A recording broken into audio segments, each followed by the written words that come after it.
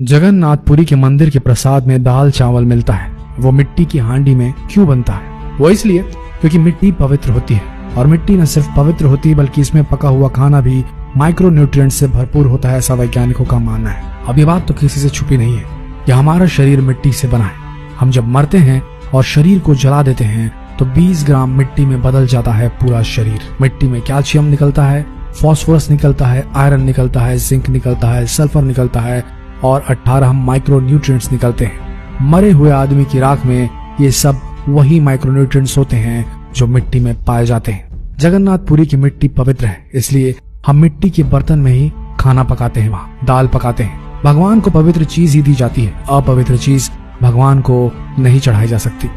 इसी बात को लेकर भुवनेश्वर में CSIR की एक लेबोरेटरी है, council of science and industrial research laboratory, जिसको रीजनल रिसर्च लेबोरेटरी कहते हैं। भुवनेश्वर के कुछ वैज्ञानिकों ने विश्लेषण किया कि जगन्नाथपुरी के मिट्टी के बर्तनों में बनने वाली दाल में आखिर क्या है, लेकिन वैज्ञानिक जगन्नाथपुरी की दाल का विश्लेषण करने में असमर्थ रही जिसे मिट्टी के बर्तनों में पकाया गया था। फिर दिल्ली के कुछ वैज्ञानिकों ने उस पर काम किया, एक प्रेशर कुकर पर बनी दाल पर और दूसरा जगन्नाथपुरी की मिट्टी की हांडी में बनी दाल पर, और उनका जो रिजल्ट है वो रिसर्च रिपोर्ट में है कि जगन्नाथपुरी की मिट्टी की हांडी में बनी दाल में एक भी माइक्रो न्यूट्रिएंट पकने के दौरान कम नहीं हुआ था। जबकि प्रेशर कुकर की दाल को जब उन्होंने रिसर्च करके देखा तो उन्होंने कहा कि इसमें माइक्रो न्यूट्रिएंट्स प्रेशर से बनने की वजह से बहुत कम हो गए हैं। उन्होंने कहा जगन्नाथपुरी की दाल मिट्टी की हांडी में पकाई तो 100% माइक्रो न्यूट्रिएंट्स उसमें बचे हुए हैं, और जैसे ही प्रेशर कुकर में पकाई गई तो इसे माइक्रो न्यूट्रिएंट्स मात्र 13% ही बचे, 87% नष्ट हो गए। प्रेशर कुकर में दाल को जब पकाया जाता है तो उसके मॉलिक्यूल्स टूट जाते हैं। लोगों को ऐसा लगता है कि दाल तो पक चुकी है, लेकिन वास्तव में ऐसा नहीं होता।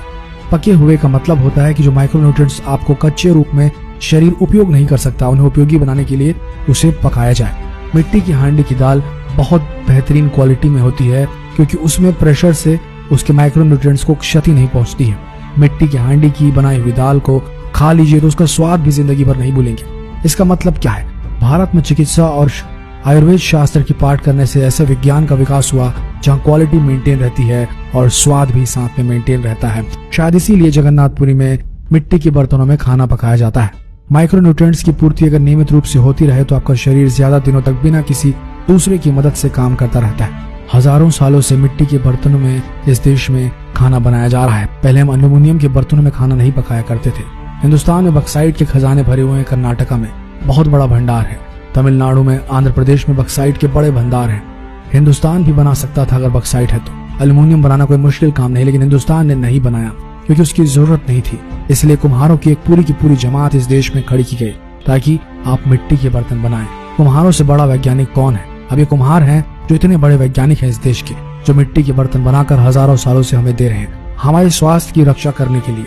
हमने उनको नीची जाति बना दिया है, लेकिन कुम्हार नीचे कैसे हो गया जो सबसे बड़ा वैज्ञानिक का काम करता है? मिट्टी के बर्तन बनाकर आपके माइक्रोन्यूट्रिएंट्स को, आपके सूक्ष्म पोषक तत्वों को कम नहीं होने देने के लिए मिट्टी का सिलेक्शन करता है वो, ताकि आप उसमें खाना बना सके। मिट्टी के बर्तन जिसमें कुल्हड़ बनता है, अलग अलग मिट्टियों से अलग अलग बर्तन बनाए जाते हैं।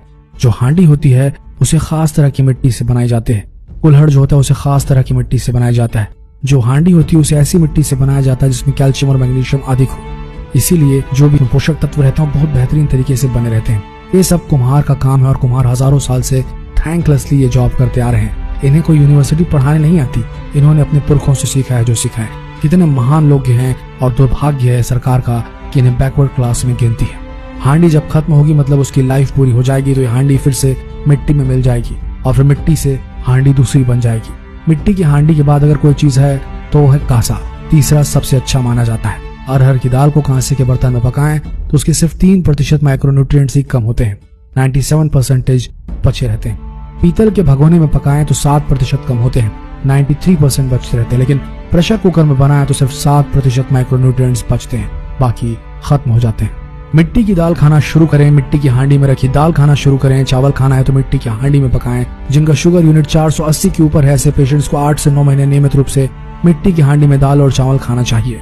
हांडी की खिचड़ी नियमित रूप से खाइए और मिट्टी का तवा भी लेकर घर में रोटी बनाने के लिए बाजरे की रोटी बनाइए। इससे आपका स्वास्थ्य सही रहेगा। 8 महीने के बाद जब आप शुगर टेस्ट कराएंगे तो आपको 400 यूनिट वाला 180 यूनिट पे आ जाएगा, बिना किसी मेडिसिन के, बिना किसी इंजेक्शन के, बिना किसी तकनीक के। मिट्टी की दाल खा के, मिट्टी का चावल खा के, मिट्टी की खिचड़ी खाएं और स्वस्थ रहें। शायद यही कारण है जिसकी वजह से जगन्नाथपुरी में मिट्टी के बर्तनों में खाना पकाया और परोसा जाता है। आशा करते हैं वीडियो आप सबके कौतूहल से भरे उन सवालों का जवाब दे पाया होगा। तो अब इस जानकारी को अपने तक सीमित न रखें, इस वीडियो को जितना हो सके शेयर करें ताकि बाकी लोगों को भी मिट्टी से बनने वाले, बर्तनों से पकने वाले खाने के स्वास्थ्य लाभ पता चले और जगन्नाथपुरी में बनने वाले मिट्टी के बर्तन में जो प्रसाद बनाया जाता है उसके गुणों का भी भान हो। तो वीडियो को शेयर करें और अगर ये वीडियो पसंद आया तो इस पेज को फॉलो करना बिल्कुल ना भूलें। मिलते हैं अगले दिलचस्प वीडियो में, तब तक के लिए आप सबका